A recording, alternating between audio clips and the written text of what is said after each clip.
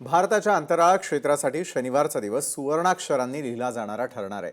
हैदराबादच्या स्कायरूट एरोस्पेस कंपनीनं श्रीहरिकोटा इथल्या सतीश धवन अंतराळ केंद्रातून भारताचं पहिलं खासगी ऑर्बिटल क्लास रॉकेट विक्रम-1चं यशस्वी प्रक्षेपण केलंय.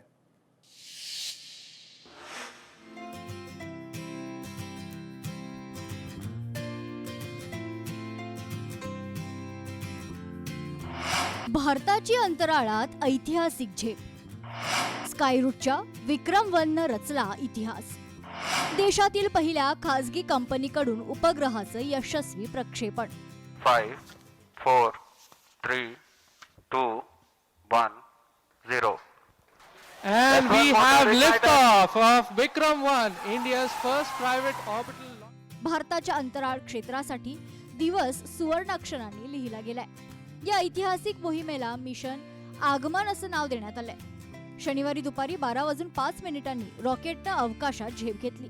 प्रक्षेपणाच्या अवघ्या 17 मिनिटात रॉकेटनं आपली उद्दिष्ट पूर्ण करत सर्व उपग्रह यशस्वीरित्या त्यांच्या कक्षेत प्रस्थापित केले.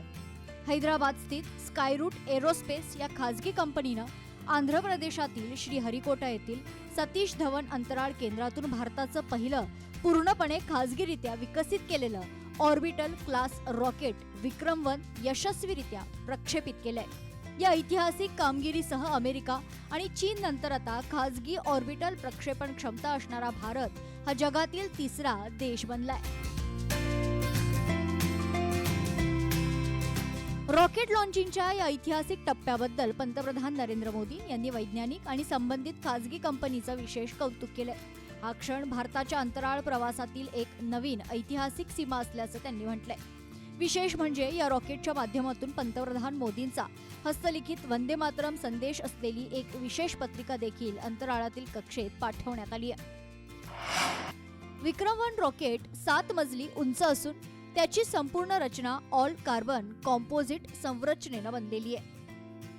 यामध्ये इनहाऊस विकसित केलेले सॉलिड इंधन बूस्टर्स आणि आधुनिक 3D प्रिंटेड लिक्विड इंजिनचा वापर केलाय.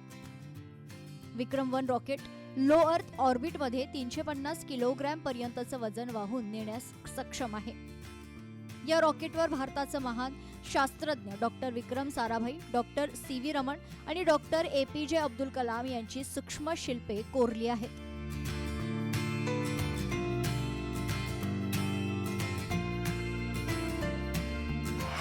या मोहिमेत सुमारे 450 किलोमीटर उंचीवर पृथ्वीच्या कक्षेत अनेक महत्त्वाचे उपग्रह सोडण्यात आलेत.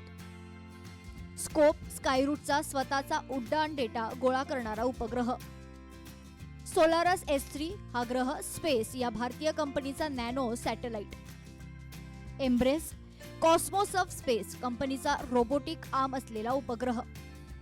हा उपग्रह अवकाशातील कचरा साफ करण्याच्या मोहिमेचा भाग आहे.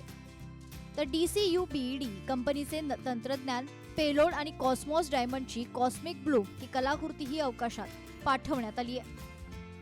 Skyroot, the star of the day. And today's successful launch is a reiteration of India's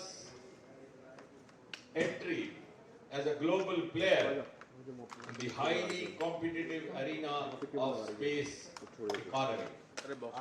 And now, ladies and gentlemen, for India, sky is no longer the limit. May India rise higher and higher. Mission आगमन अंतर्गत हे rocket अनेक व्यावसायिक आणि तांत्रिक payloads घेऊन गेलंय. यामध्ये प्रामुख्यानं उपग्रह तंत्रज्ञान चाचणीची आधुनिक उपकरणं आहेत. या व्यतिरिक्त अंतराळात एक लॅब ग्रोन डायमंड लोटस, अर्थातच सोने आणि हिऱ्याची कलाकृती आणि जगभरातील हजारो लोकांच्या स्वाक्षऱ्या आणि संदेश नेण्यात आलेत.